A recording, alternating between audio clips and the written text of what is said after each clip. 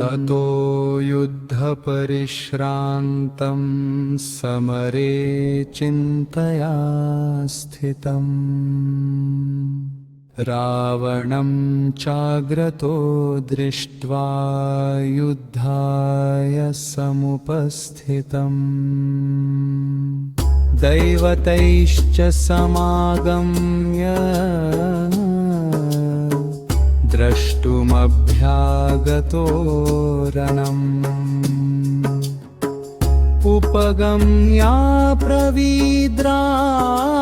उपगम्याब्रवीद्राममगस्त्यो भगवान् ऋषि राम राम महाबाहो शृणु गुह्यं सनातनम् येन सर्वानरीन् वत्स समरे विजयिष्यसि आदित्यहृदयं पुण्यं सर्वशत्रुविनाशनम् जयावहं जपेन्नित्यम् अक्षय्यं परमं शिवम् सर्वमङ्गलमाङ्गल्यं सर्वपापप्रणाशनम् चिन्ताशोकप्रशमनम् आयुर्वर्धनमुत्तमम् रश्मिमन्तं समुद्यन्तं देवासुरनमस्कृतम् पूजयस्व विवस्वन्तं भास्करं भुवनेश्वरं सर्वदेवात्मकहेश तेजस्वी रश्मिभावनः एष देवासुरगणाल्लोकान् पाति गभस्तिभिः एष ब्रह्मा च विष्णुश्च शिवस्कन्दः प्रजापतिः महेन्द्रो धनदः कालो यमः सोमो ह्यपम्पति पितरो वसवः साधाह्यश्विनो मरुतो मनुः वायुर्वह्नि प्रजाप्राणऋतुकर्ता प्रभाकरः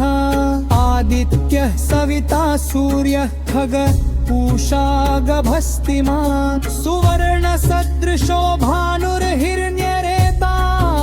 दिवाकरः हरिदश्वः सहस्रार्चिः सप्तस्तिर्मरीचिमान् तिमिरोन्मथनः शम्भुस्त्वष्मामार्तण्डेयंशुमान् हिरण्यगर्भः शिशिरस्तपनो भास्करो रविः अग्निगर्भोदिते पुत्रः शङ्खः शिशिरनाशनः व्योमनाथस्तमो भेदी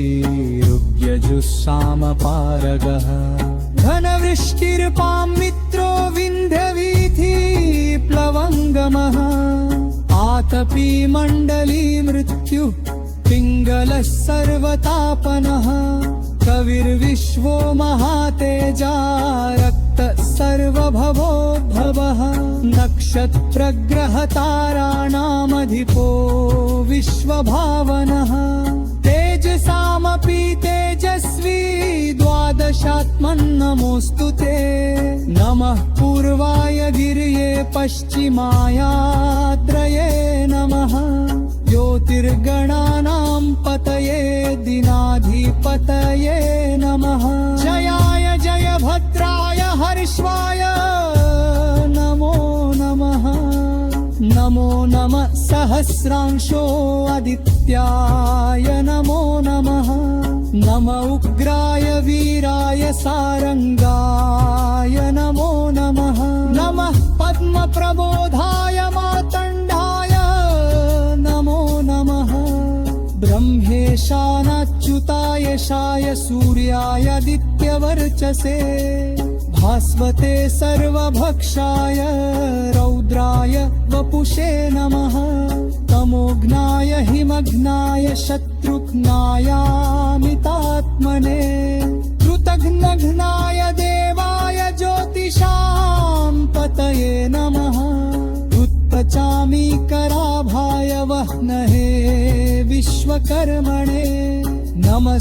नमस्तमोभिनिघ्नाय रुचये लोकसाक्षिणे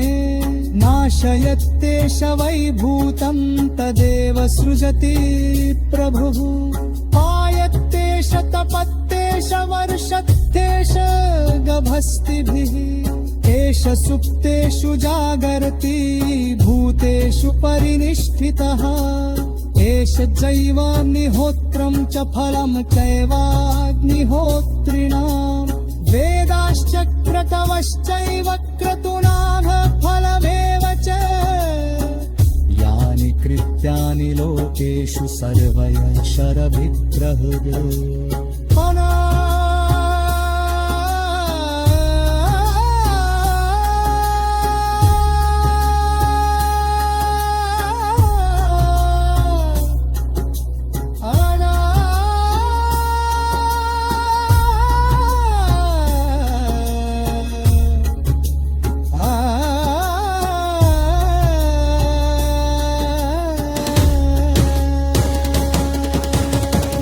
फले श्रुतिः एनमापत्सु कृच्छ्रेषु कान्तारेषु भयेषु च कीर्तयन् पुरुषः कश्चिन्नावसीदति राघव पूजयस्वैनमेकाग्रो देवदेवं जगत्पतिम् एतत्त्रिगुणितं जप्त्वा युद्धेषु विजयिष्यसि अस्मिन् क्षणे महाबाहो रावणं तं वधिष्यसि एवमुक्त्वा तदागस्तो जगाम च यथातपम् एतत् श्रुत्वा महातेजा नष्टशोको भवत्तदा धार्यामास सुप्रीतो राघवः प्रयतात्ममाम् आदित्यं प्रेक्ष्य जप्तादुपरंहर्षमवाप्तवान् विराजम्य शुचिर्भूत्वा धनुरानाय वीयवान् रोवणं तेषुस्तवा युद्धाय समुपादमथ सर्वयङ्गेयमहता वधितस्य दुःखो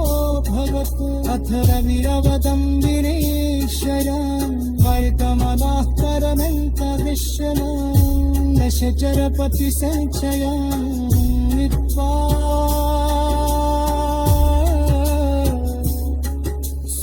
सुरतरवध्यगतो व्रजस्त्वरेतुम्